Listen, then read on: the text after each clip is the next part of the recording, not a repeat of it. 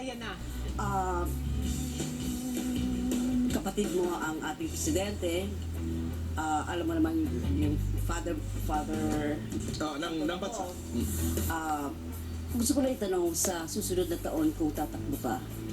Ako po? Oo. Hindi po. Talaga, sige, tatakbo na rin ako. Hindi, joke lang. Kasi talaga, kasi Hindi marami po. ako naririnig din na nagtatakbo ka. Bakit? At yung kaibigan din si Kumare, di ba nandyan na rin? Sino po yung pangalan natin? Si V. Si Ate V. No, you better answer that, Chrissy, because a lot of people want to I've been know. asking. Have been asking if you're really running for political Nakala ko office. tatakbo ka. Ako? For what? Go. Ako tatakbo ko doon sa may ano. Doon sa may Iriga. Sa Bicol ka Go ahead. Me, boy? No, honestly, yung okay, ito yun. You all know what my priority is, mga anak ko. And Jerbel is getting married. Ako, maiyak na naman ako. Kasi yung yaya ni Bim kakasal sa September na paaga, boy. So, si Bim, di ba, the yaya was there from the start. Siyempre, wala kami ni James.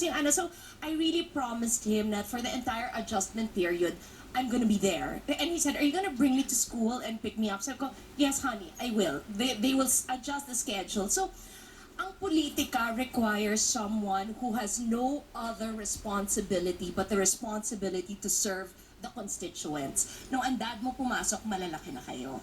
Boy, I want to be the best mom I can be.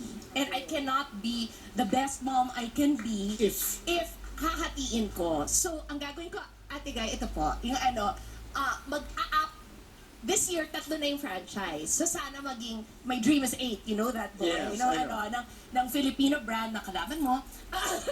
Pero yun, create jobs for Filipinos. And I think that's my calling. so you can do something for this country outside of politics. Yes, that's what my you're saying. calling, sinasabi Okay. ko. And and also, syempre, di ba, alagaan ko din yung kapatid ko. Dahil pag natapos ito, bata pa siya, 56, pero kailangan, pag natapos po, In 2016, right? 2016, right? Yes, He it will will be only be 56. 56. So, syempre, di ba, I'm sure, let's be honest, ang daming kaso na mangyayari in 2016. Alam natin yan. So, kailangan niya ako. So, nandun ako.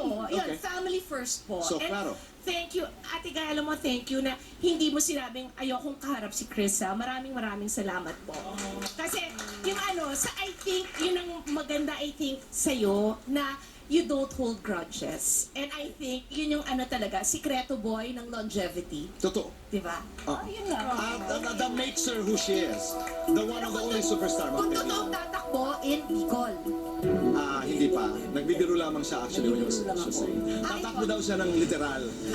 Maraming salamat. Maraming salamat, Mahal na Kuya mahal Boy. kita. Maraming Mahal kita, Kuya Boy. Maraming salamat.